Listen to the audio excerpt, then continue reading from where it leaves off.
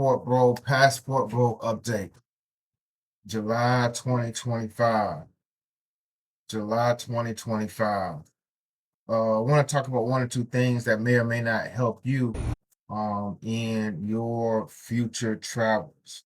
Ay, ay, ay. Vanessa, get off my back. Vanessa, get off my back. I've been going through a lot of Colombia videos. It seems like y'all made Colombia hot. Colombia was hot when I was going there a few years ago, but y'all definitely, you know, turned it up a notch. Turned it up a notch for real. But I was watching a few videos on Colombia and the people that have been victimized by, you know, the DRUG that they're using out in Colombia. And I've watched maybe 4 or 5 videos. One individual here has some magnificently produced documentary about women who have, victimized men and them catching up to them and calling the police and stuff along those lines. So salute to you, man. Like you did an excellent job. And I've spent the past maybe 72 hours watching videos of people who have said they were victimized in Colombia. And I'm going to be honest with you.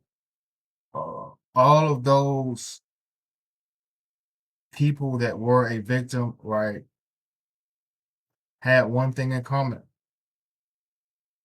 alcohol. Alcohol. 95%, if not more, of the videos that I watched, I want to say 100%, of people who were taken advantage of based on some substance or powder that they were given. It was alcohol. The common denominator was alcohol. Uh, and I think, listen, I'm not here to shame these victims, quote unquote. But a lot of this stuff could have been prevented, right? In the States, I am not leaving my drink on the table and coming back and drinking.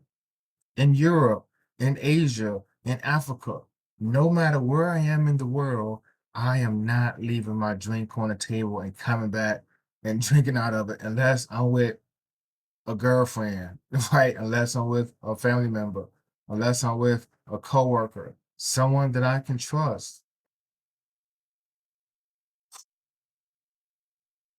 I don't understand how people go overseas and become so gullible, right?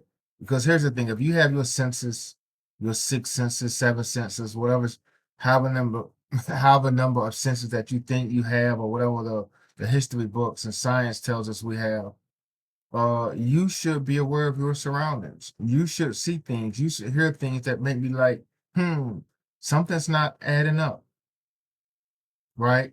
Something's not adding up. I was watching one video of this guy, and he let this girl make him a drink. All right, so let's get this straight.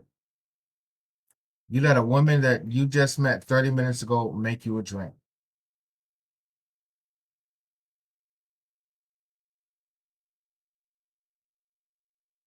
Let me repeat that again. You let a woman that you just met 30 minutes ago make you a drink. Listen, the only people making me drinks in my entire life is going to be bartenders. It's going to be bartenders. Now, I'm not saying bartenders can't or won't ever slip you the, but it's going to be bartenders, right? I still feel like Medellin is a great place to visit because I said I spent 3 days looking at videos of people that said, hey, I was victimized, and that common denominator was alcohol. That common denominator was alcohol. And you say, hey, it wasn't alcohol, it was something else. Listen, I'm going to give you some tips, right? And I talked about this. You go through my Colombia videos, my Colombia playlist. I talked about the clubs in Medellin, right? If you want to be super scary safe in Colombia, right, Medellin specifically, go to La Isla. go to these clubs that are in Medellín where you can have a sense of security, right? First and foremost, they have security.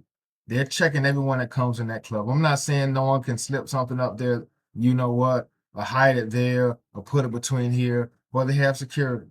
Two, everything that you want to do inside of La Isla or one of the other various clubs, you can do there. You don't have to take it to your room. You don't have to take it to your hotel. You don't have to take it to your Airbnb. She doesn't have to know where you stay. She doesn't have to know your real name. She doesn't have to know your phone number. Y'all don't have to talk later. Anything that you can and will want to do in Medellin, including every other place that you go to, you can do inside of these clubs. So I suggest if you want to be super scary, go to these clubs. Go to I keep saying La Isla because, like I said in previous videos, you can watch them yourself. You can go to La Isla and see 60, 70, 80 women, right? You can go to La Isla and see women all night. You can think they had every Colombian woman in Colombia in La Isla. That is how many women that you're going to see walking around, getting on stage, getting off stage, a new set of women here, a new set of women there.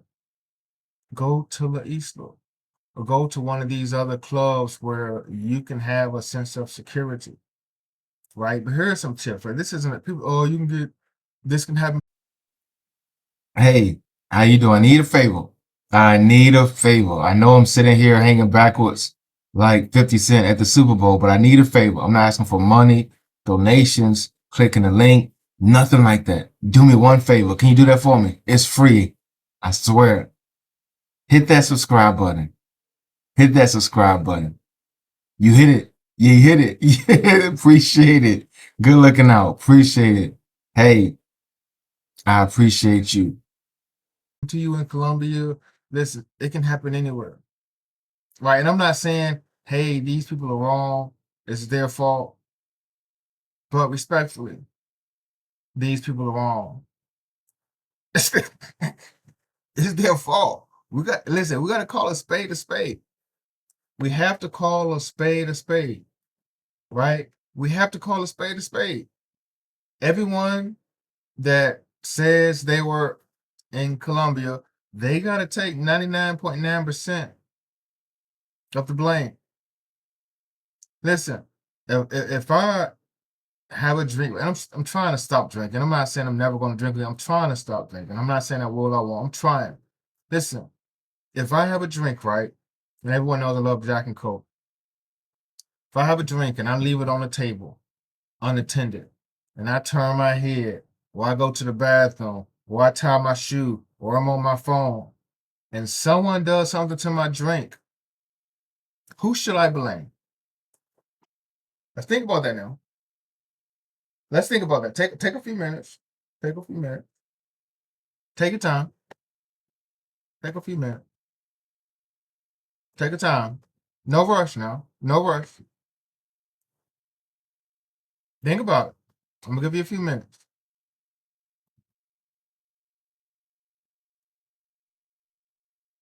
If I leave a drink unattended and someone put something in my drink, who should I blame? Should I blame myself or the person that left something in my drink? Think about it now. Think about it. Take your time. If I leave my drink unattended and someone put something in my drink, who do I blame? If you're in the States or in the West or in Europe or Asia and you have a laptop or your cell phone or some sort of electronics in your vehicle and you leave your vehicle unattended and someone sees the opportunity to go and confiscate those items, who do you blame? Do you blame yourself or do you blame the person that stole it? Okay, let's rephrase it. Who's more to blame? The fool that left the items in view, or the doors unlocked? Even though people can break windows, it takes like 2 seconds, right? I've done it. How hard is it to smash a window? But who do you blame?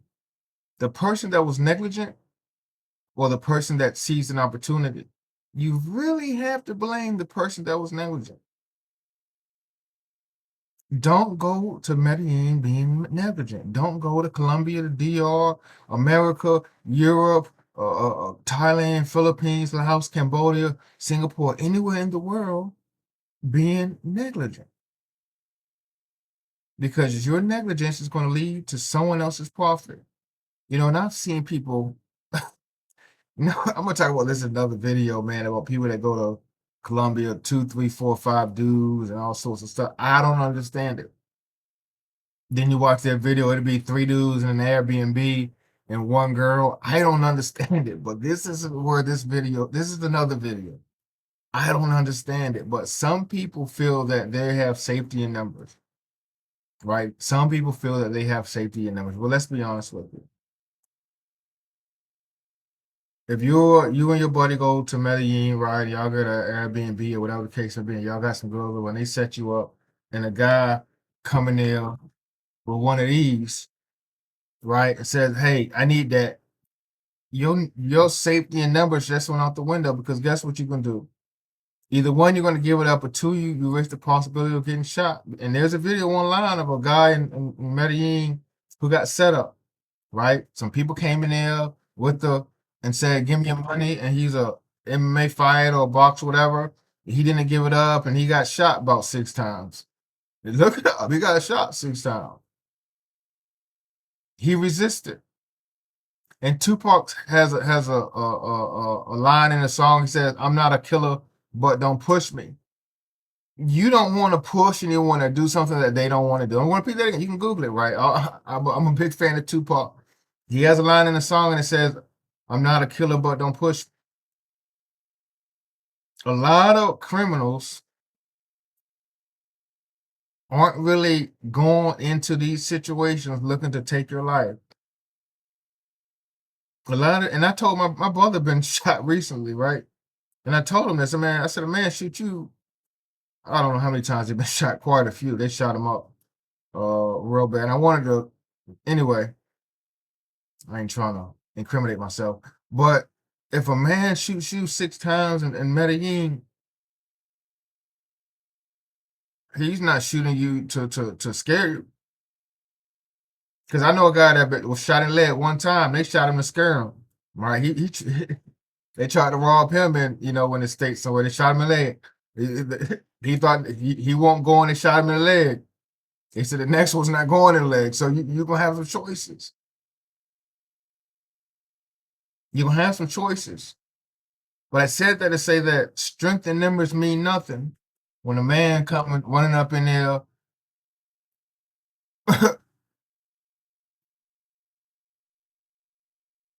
We know you didn't come from the States to Colombia, MDE, with one in your luggage and your carry-on. They know you didn't take one on the plane. They know it ain't one in that Airbnb. So what's the point of having strength in numbers? There is no point. Colombia's Colombia's got him blown up, man. Like this is I love seeing people follow. I'm not gonna say the path that I laid, because people were going to Colombia before I was going to Colombia. But I love seeing, people go to Colombia after me, because Colombia is a gem. There are some beautiful women in Colombia.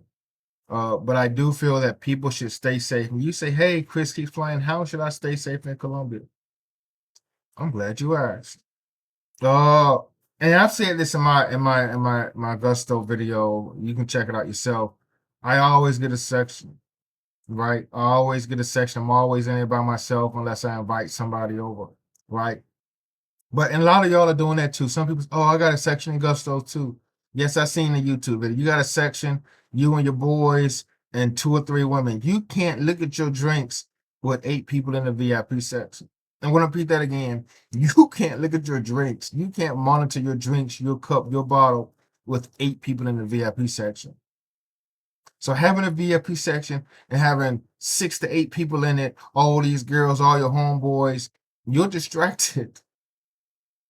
You're distracted, right? So back to what I was saying, I get a section, right? And I've said this in the video years ago, I get a section. So one, first and foremost, in my little section, I'm over there by myself, right?